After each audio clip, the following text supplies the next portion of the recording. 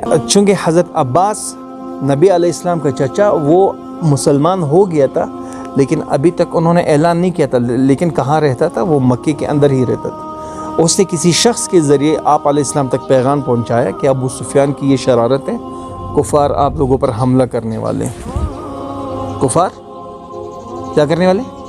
حملہ کرنے والے۔ تو اس پر آپ علیہ السلام کو جب یہ خبر انہوں نے سنائی تو آپ علیہ السلام نے سب کو جمع کر دیا، اور اس صبح کا وقت جمع کیا اور سارے صحابہ کو آگاہ کیا کہ بھائی وقت آ گیا ہے مجاہدے کا۔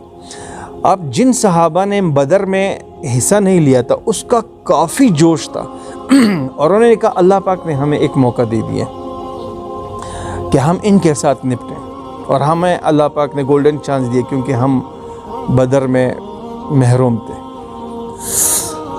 تو اب جو پلاننگ تھی آپ علیہ السلام فرما رہے تھے، اب صحابہ کے درمیان میں منافقین بھی تو بیٹھے ہوئے، جو باہر سے صرف مسلمان ہیں اور اندر سے مکمل اسلام کے دشمن ہیں۔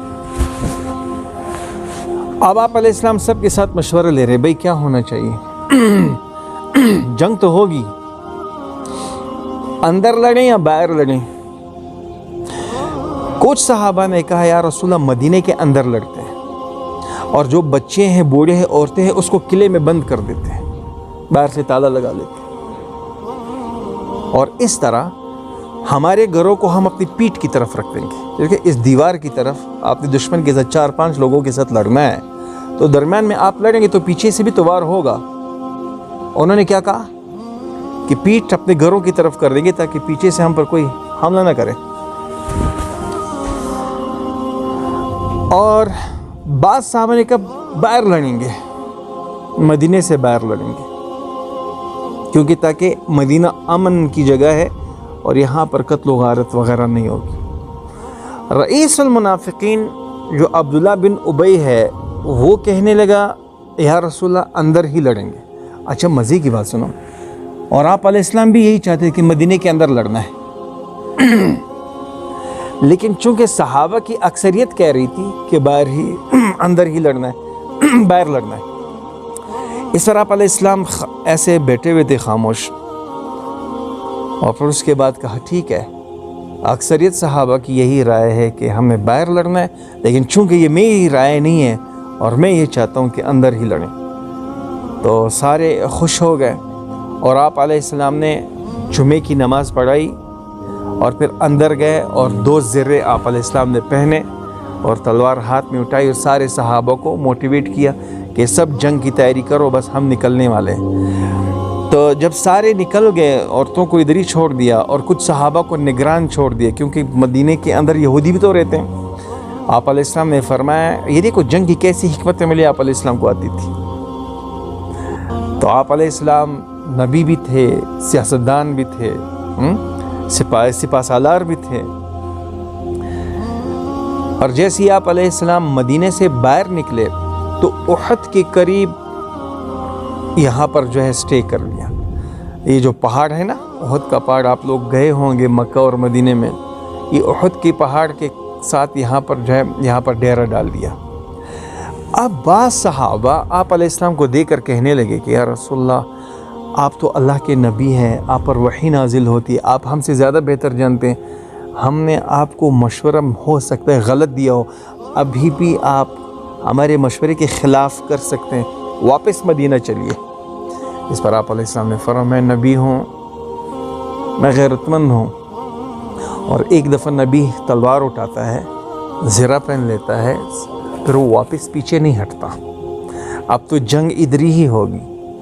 تو اب اس میں عبداللہ بن ابی جو رئیس المنافقین ہے اس کے 300 آدمی ہیں، 300 منافقین ہیں، اور آپ علیہ السلام نے 50 تیر انداز کو اس احد کے ساتھ ایک گھاٹی ہے وہاں پر کر دیا، اور ایک بہت بڑی موٹیویشن دی کہ چاہے کچھ بھی ہو جائے، چاہے وہ اتنے غالب آ جائیں، یا آپ علیہ السلام کے الفاظ، چاہے وہ اتنے غالب آ جائے کہ ہمیں مار مار کر زخمی کر دیں ہماری جماعت کو، یہاں سے نہیں ہلنا ہے، اگر ہم فتح بھی پا گئے پھر بھی آپ نے یہاں سے کسی قیمت پر بھی نہیں ہلنا ہے، اور یہاں 50 تیر اندازوں کو یہاں پر مقرر کر دیا۔ اور یہ ایسی حکمت عملی تھی کہ ہو سکتا ہے آپ علیہ السلام نے فرمایا اگر ہم ان کو شکست بھی دیتے ہیں تو یہ پہاڑ کے پیچھے سے راؤنڈ اباؤٹ کر کے ایسا نہ ہو یہاں سے حملہ کر دیں، تو لہٰذا یہ 50 تیر انداز یہاں بہت ضروری ہے کہ یہاں پر وہ مقرر کیا آپ علیہ السلام نے۔ اب یہاں پر رئیس المنافقین جو عبداللہ بن ابی تھا وہ واپس اپنے 300 آدمیوں کو واپس وہاں سے لے کر گئے۔ یہ کتنی بڑی اس نے بڑا دھوکہ تھا جو منافق تھا، اس نے اپنے 300 آدمی واپس جنگ کے میدان سے اٹھائے اور کہتے چلو واپس مدینہ چلو۔ کیوں؟ کیونکہ آپ علیہ السلام نے میری رائے کا احترام نہیں کیا، کیونکہ میں نے کہا تھا کہ مدینہ منورہ کے اندر ہی ہم نے جنگ کرنی ہے۔ اب پیچھے کتنے رہ گئے؟ 700 آدمی رہ گئے۔ تو اب جنگ سے پہلے نبی صلی اللہ علیہ وسلم کے ہاتھ میں ایک تلوار تھی ذوالفقار، اور آپ علیہ السلام نے فرمایا بولو اس کا حق کون ادا کرے گا؟ تو عمر اور ایک اور صحابی ہم کا بیٹھ جاؤ۔ پھر آپ علیہ السلام نے فرمایا اس تلوار کا حق کون ادا کرے گا؟ پھر کچھ صحابہ اٹھے یا رسول اللہ ہم، تو آپ علیہ السلام نے فرمایا بیٹھو۔ پھر تیسری دفعہ کہا اس تلوار کا حق کون ادا کرے گا؟ تو سارے صحابہ نے کہا ہم۔ تو ابو دجانہ رضی اللہ عنہ کہنے لگے کہ یا رسول اللہ اس تلوار کا حق ہے کیا؟ تو آپ علیہ السلام نے فرمایا اس تلوار کا حق یہ ہے کہ اس سے دشمن کو ایسا مارو کہ یہ تلوار ٹیڑھی ہو جائے۔ کہا یا رسول اللہ پھر اس کا حق میں ادا کرتا ہوں۔ کہا لو۔ اب اس کے ساتھ ایک اور صحابی بیٹھا ہوا ہے، اس کے دل میں یہ خیال آیا کہ ایسی کیا بات ہے کہ مجھے نہیں دی یہ تلوار آپ علیہ السلام نے اور ابو دجانہ کو دے دی۔ اب وہ اس سراغ میں ہو گیا کہ میں ابو دجانہ کے پیچھے جاؤں گا کہ وہ پھر کرتا کیا ہے کہ یہ تو اتنا بڑا ٹرسٹ آپ علیہ السلام نے ابو دجانہ پر کر دیا۔ یہ جنگ شروع ہوئی ایسے ایک دوسرے کے ساتھ مکس۔ اب وہ ہیں 3000 اور یہ ہیں 700، وہاں اونٹ ہی اونٹ، یہاں صحابہ کے ساتھ ایک اونٹ بھی نہیں۔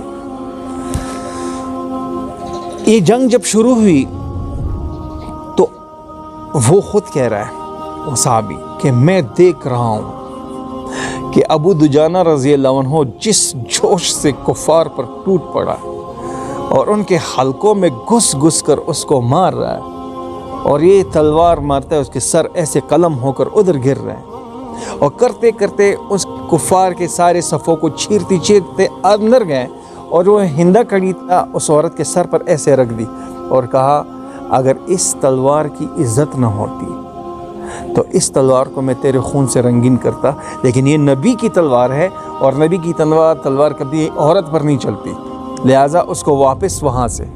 اب یہ صحابی پیچھے دیکھ رہے کیا کر رہا ہے ابو دجانہ کیا کر رہا ہے۔